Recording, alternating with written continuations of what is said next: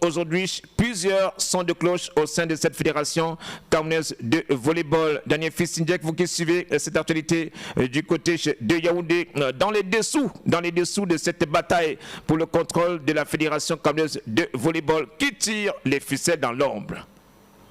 Bon, moi, je n'ai pas envie de répondre à cette question de qui tire les ficelles. J'ai simplement envie de constater que la refondation s'est terminée. On est désormais à la réconciliation et on ne peut pas défier l'autorité de l'État. Je crois qu'il y a un régulateur, c'est pour ça que vous avez vu à une époque les philosophes ont parlé de l'état de nature chez Thomas Hobbes, où l'homme est un loup pour l'homme. C'est pour ça qu'on a créé les lois, c'est pour ça qu'on a essayé de réguler. Et le régulateur en termes de sport, on appelle ça peut-être la tutelle. Au Cameroun, c'est le ministère des Sports et de l'Éducation. Vous ne pouvez pas être un président de fédération, vous êtes assujetti, ou encore vous êtes appelé à collaborer avec ces derniers, vous tournez le dos, vous défiez tout le monde, vous défiez les instances internationales. Je crois que les carottes sont cuites, il n'y a pas de bicéphalisme.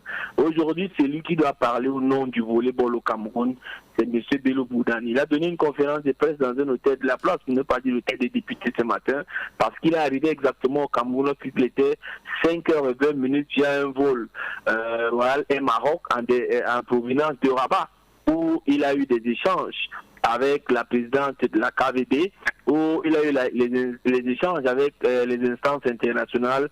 C'est clair, c'est noté, c'est limpide. Sur le site de la Fédération internationale de volleyball, on a félicité M. Bello Boudane. La Confédération africaine de volleyball a posé une question à M. Julien Serge Maboul qui n'a pas pu répondre.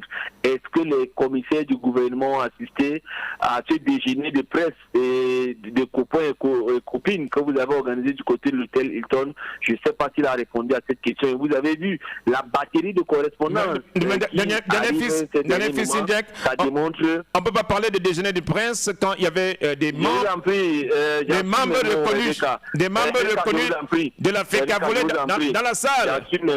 J'assume mes mots. Il y avait des membres reconnus de la FECAVOLE dans la salle. L'autorisation, ils ont pris une autorisation pour une assemblée extraordinaire. Ils n'ont pas pris une autorisation pour une assemblée élective. Donc vous comprenez qu'il y a déjà un vice. Au lieu, aujourd'hui, c'est la loi de 2018 qui régule les activités sportives au Cameroun. Ils se sont pourvus devant un tribunal civil alors qu'on a affaire à une affaire sportive. Une affaire sportive qui doit s'appuyer à son article 94. Après avoir vidé les voies de recours internes, vous devez vous pouvoir devant la chambre de conciliation et d'arbitrage du Comité national olympique et sportif du Cameroun. Ça n'a jamais été fait. Je crois qu'aujourd'hui, c'est du has-been. Vous savez, c'est comme ça, quand c'est déjà terminé, c'est normal, c'est logique, ça fait mal, mais il a été là pendant 10 ans. Une seule fois, il a bénéficié de la confiance de ses pairs.